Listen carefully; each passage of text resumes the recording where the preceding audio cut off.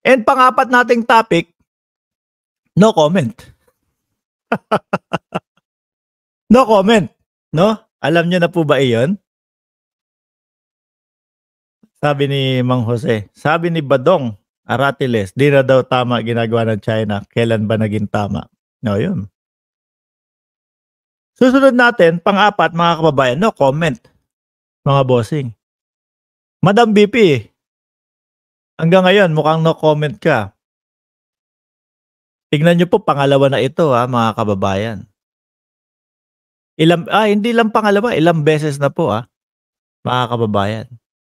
Hindi man lang po natin marinig bilang isang Pilipino ang ating Vice Presidente kung ano ba ang masasabi niya o ano ang stand niya dito. Ako po hindi naniniwala nung pag nagkomento dyan si Inday Sara Duterte, baka masira yung diskarte ng Pangulo, ganito, bla bla bla, bla bla bla. Ako po, ang pinapaniwalaan ko po talaga mga kababayan, kaya po no comment si BP Sara, hindi siya, either ways, wala siyang patutunguhan po No?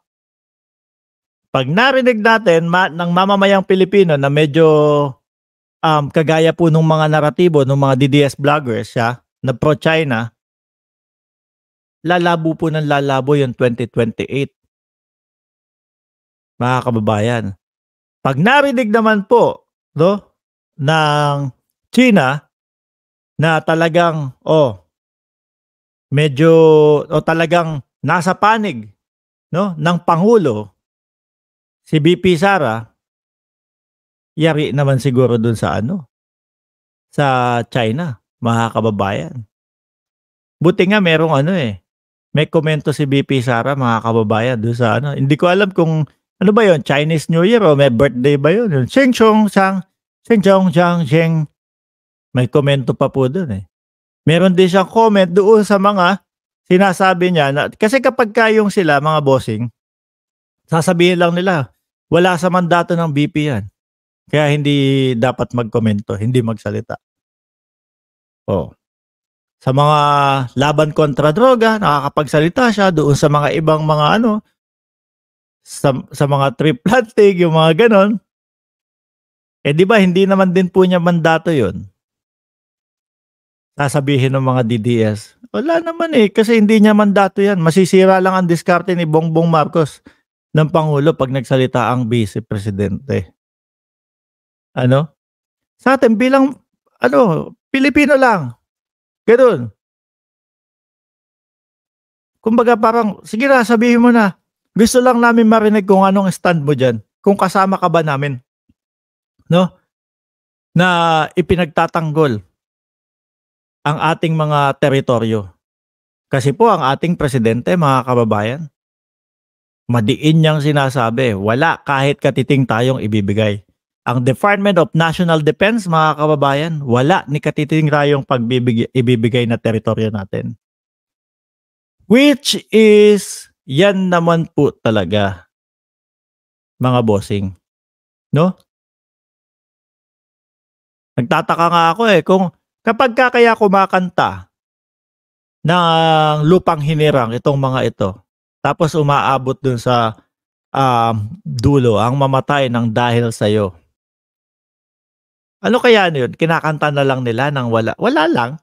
Kinakanta na lang nila na okay, kanta lang. Tapos na. Tapos punta na sa trabaho. Wala na, hindi na isinasa puso, mga bossing. Hindi na isinasa puso yung lupang hinirang, mga kababayan. Kasi galit sila sa atin. Galit sila sa atin na mga sumusuporta sa gobyerno, sumusuporta kay PBBM dahil sinusuportahan natin ang Pangulo, na wag tayong maagawan ng teritoryo. Mga kababayan. Sabi ni Pelimay, Miss No Comment, competent on TikTok but DepEd incompetent. Ay, may nakita ako napabasa lang sa akin. Mukhang magkakaroon ng ewan kung saan yon, magkakaroon ng hakbang, kumbaga parang gusto lang ipakita nila yung frustration nila sa ating Vice Presidente. Sir Mark, sabi ni Tulfo, bayang magiliw. Hindi ba, hindi na lupang hinirang, bayang magiliw na.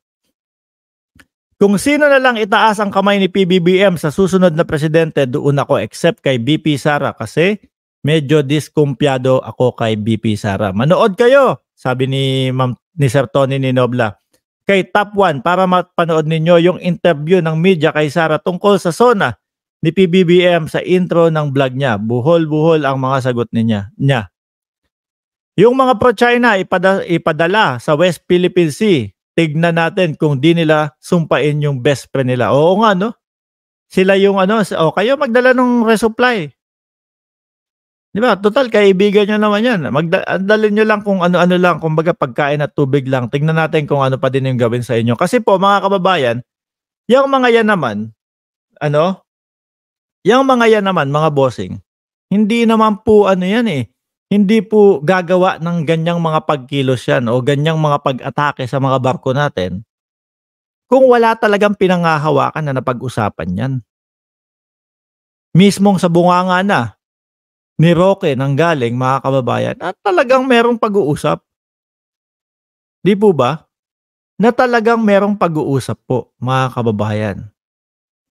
Di ba? Kaya nga iniisip ko nga dati, siguro itong si Roque talagang nilalaglag si dating Pangulong Duterte. Kasi kung ano yung makikita mo doon sa mga sinasabi at mga binablog ni Roque, puro puro talaga pong parang siya yung naglalaglag kay PRRD, mga bossing eh. Go for Gibo, sabi ni Tita Katie.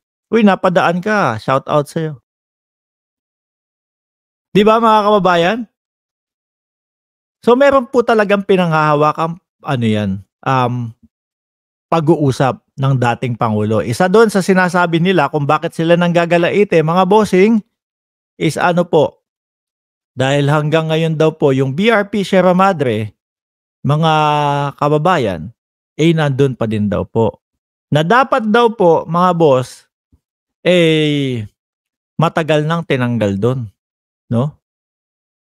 Napag-usapan daw po na tatanggalin yung BRP Sierra Madre. Bakit po gustong-gusto nila matanggal yon? Pag natanggal, mga kababayan, wala na tayong doon, outpost. Di ba? Wala na tayong magiging outpost doon. Kaya nga sabi ni Roque, nabubulok na naman po yan. Kaya po, pag i-analyze yung mga sinasabi ng China at yung sinasabi ni Roque, mga kababayan, yung pagpapatanggal doon sa BRP Sierra Madre, parang ganun din po yung gustong mangyari niya. Bulok na po yan. Di ba? Yung sinasabi ni Roque, bulok na po yan. Dagdag pa dito, siya la daw po pinapagawa nung panahon na yun, kaya lang patago, pailalim. Kasi takot silang makita ng China. Ang ating pong Pangulo, si PBBM, mga bossing, hindi, papagawa namin yan. Whether you like it or not, papagawa namin yan. Kahit alam nyo pa, ipapagawa namin yan. Dahil may karapatan tayo doon, mga kababayan.